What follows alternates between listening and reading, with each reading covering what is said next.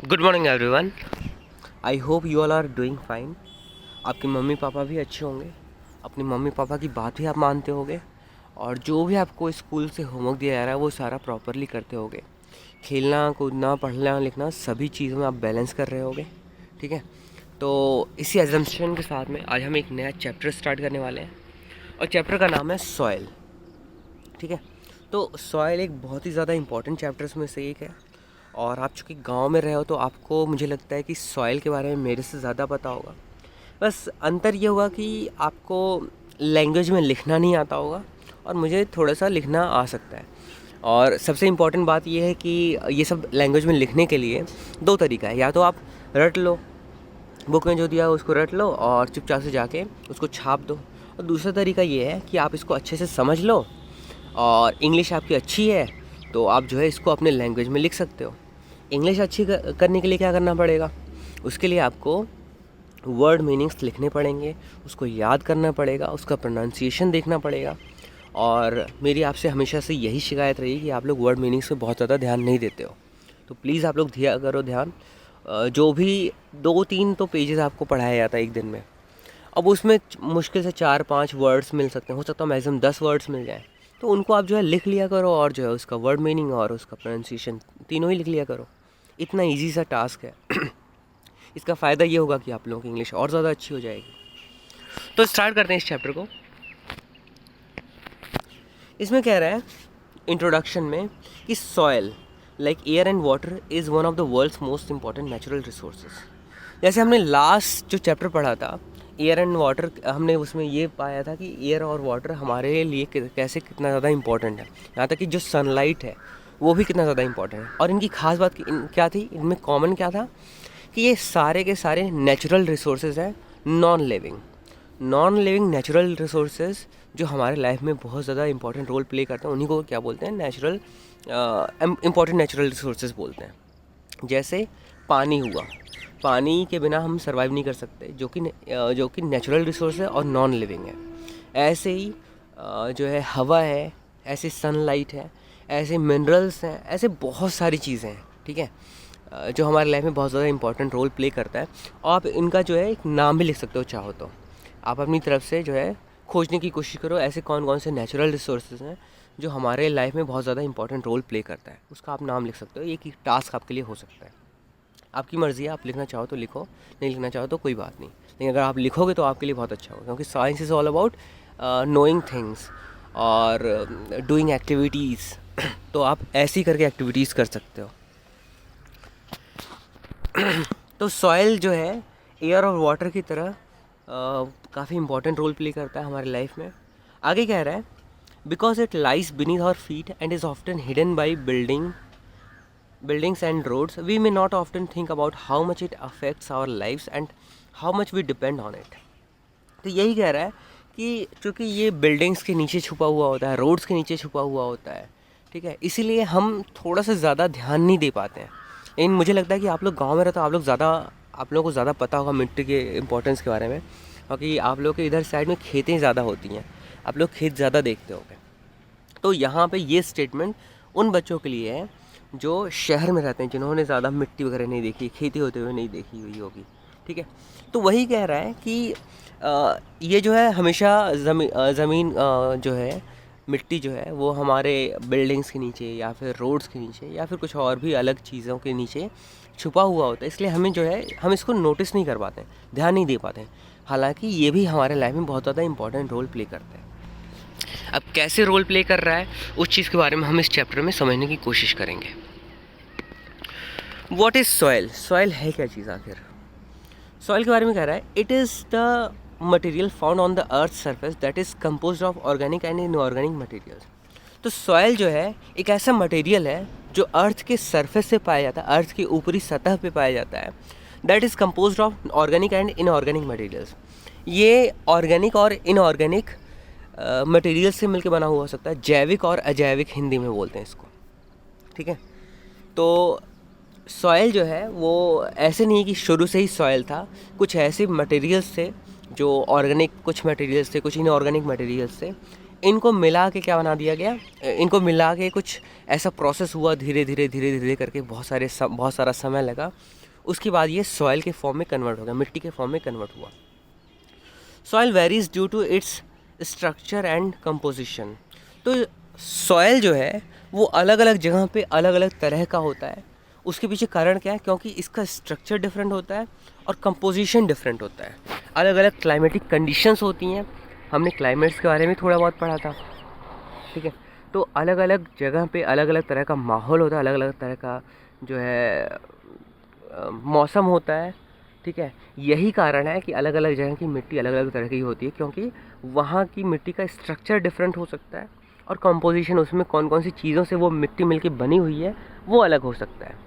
जो अभी हमने ऑर्गेनिक इनऑर्गेनिक चीज़ों के बारे में पढ़ा कि मिट्टी जो है ऑर्गेनिक इनऑर्गेनिक मटेरियल से मिलके बना होता है, तो वो ऑर्गेनिक इनऑर्गेनिक मटेरियल्स अलग अलग जगह पे अलग अलग तरह के हो सकते हैं। इसीलिए जो है अलग अलग तरह की मिट्टी अलग अलग जगह पे पाई जाती है, ठीक है। आगे सॉइल फॉर्मेशन। अब ये बड़ा ही इंटरेस्टिंग स्टोरी है, इसको आपको अच्छे से समझना होगा कि सॉइल आखिर बनता कैसे। कह रहा है all soils initially comes from rocks. तो जो भी सॉइल्स हैं, मिट्टी हैं, वो कहाँ से आया हुआ है, वो सारा का सारा रॉक से आया हुआ, मतलब पत्थर से बना हुआ है, ठीक है। The heat of the sun makes cracks in large rocks and rain water collects in the cracks. क्या होता है, जो बड़े बड़े पत्थर होते हैं उन पत्थरों में क्रैक्स पड़ जाते हैं, दरारें पड़ जाती हैं। कैसे? जो धूप होता है, धूप की वजह से, धूप होता है तो धूप होने की वजह से उसमें दरारें पड़ जाती हैं। जैसे आप कई जगह पे देखे होंगे, बहुत सारी चीज़ें ऐसी होती हैं जिस पे अगर लगातार धूप पड़ जाए तो उसमें उसके स्ट्रक्चर में चेंजेस आ जाते हैं।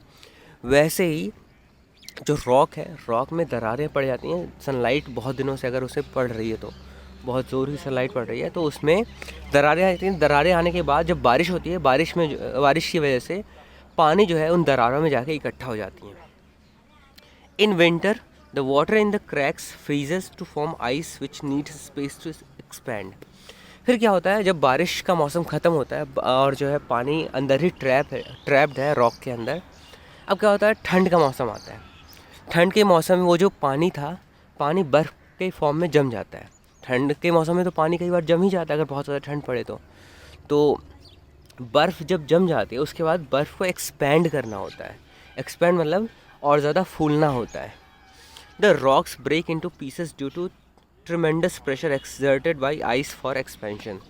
अब क्या होता है कि जो दरारों में बर्फ़ जम गई थी, अब बर्फ़ को और ज़्यादा फूलना है।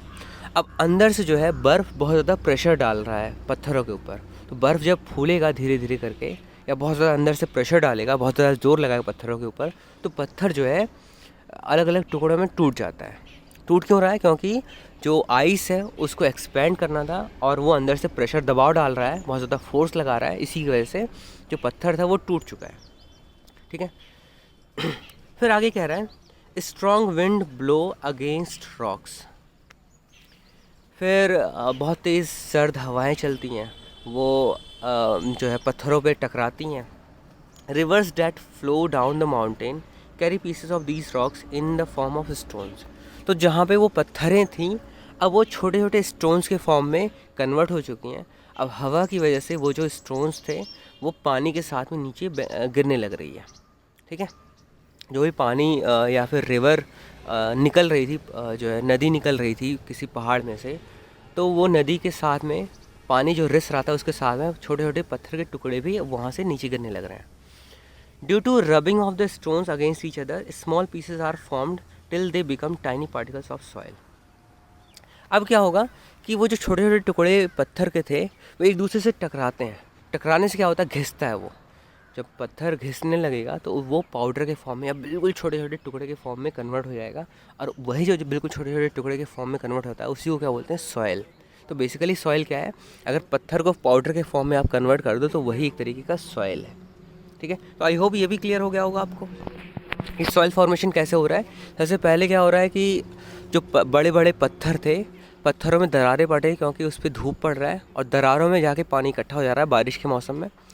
अब ठंड के मौसम में वो जो पानी इकट्ठा हुआ था वो जमने लगता है। जमने लगता है तो उसको एक्सपेंड करना होता है, फूलना होता है। जब वो फूलता है, एक्सपेंड करता है, तो अंदर से बहुत ज़्यादा प्रेशर डालता है वो पत्थर के ऊपर। पत्थर छोटे छोटे टुकड़ों में कन्वर्ट हो जाता है। उसके बाद जो बहुत तेज़ हवाएं चलती हैं, उन हवाओं की वजह से जो पानी नदी निकल रही थी पहाड़ों में से, उस नदी के साथ में ये पत्थर बहने लगते हैं। अब पत्थर एक दूसरे से टकराने लगते हैं, टकराते टकराते बिल्कुल छोटे छोटे पार्टिकल्स में कन्वर्ट हो जाते हैं। उसी को सॉइल बोला जाता है। ठीक है, ये आई होप क्लियर हो गया होगा। Different soils contain different minerals. Soil also contain the remains of the dead animals and plants. This decayed matter is called humus. तो अलग अलग सॉइल जो होता है अलग अलग तरह का मिनरल्स जो है कंटेन करता है। Soil also contains the remains of the dead animals and plants. तो सॉइल जो होता है, सॉइल में डेड एनिमल्स और प्लांट्स जो होते हैं उनका सड़ा गला रूप जो है वो उसके अंदर होता है। जैसे क्या होता है कि कहीं पे भी अगर आपने देखा हो कोई जानवर अगर मर गया है तो उसको साइड में अगर वो छोड़ दिया जाए तो धीरे धीरे वो सड़ने लगता है। सड़ के वो किस में मिलेगा? मिट्टी में मिलेगा। तो यही कह रहा है कि मिट्टी में जो सड़े गले पदार्थ मिलते हैं उनको क्या बोलते हैं? ह्यूमस। तो जो भी सड़े गले पदार्थ हैं उनको ह्यूमस कहा जाता है, जो हमारे मिट्टी के लिए या हमारे किसानों के लिए जो ग्रोथ होती है फसलों की, उनके लिए बहुत ज़्यादा अच्छा होता है। जो पैदावार बहुत अच्छी हो उसके लिए ह्यूमस मिट्टी में होना बहुत ज़्यादा ज़रूरी है। और ज़्यादातर चांसेस यही होते हैं कि जो ह्यूमस होता है वो ऊपर के ही पार्ट में होता है। ठीक है, जो भी सॉइल होता है उसके बिल्कुल टॉप लेयर पे ही होता है। वहीं पे क्योंकि सड़ता है वहीं पे सारा यूज़ भी हो जाता है खेतों द्वारा। ठीक है, तो ये नीचे एक फिगर दिया हुआ है, इसमें दिखा रहा है कि कैसे सॉइल फॉर्मेशन होता है। तो ये जैसे अभी हमने पढ़ा बिल्कुल एग्जैक्टली वैसे ही नहीं किया हुआ है। यहाँ पे एक ऐसा पत्थर है, उस पत्थर में दरारें हैं, वहाँ पे पानी पड़ रहा है और उसके बाद जो है अंदर बर्फ़ वगैरह जमी होगी, उसके बाद धीरे धीरे करके वो मिट्टी के फॉर्म में कन्वर्ट हो जा रहा है। ये ऐसा नहीं कि 1-2 दिन में होता होगा, इसमें लाखों साल लग जाते हैं ऐसा होने में। ठीक है, तो ऐसा नहीं कि तुरंत आपने जो है 2 पत्थर रगड़ दिए और जो भी पाउडर फॉर्म में कन्वर्ट हुआ वही सॉइल है। इसमें बहुत सारा प्रोसेस होता है, वो सारा प्रोसेस अभी हमें उसके बारे में जानने की ज़रूरत नहीं है।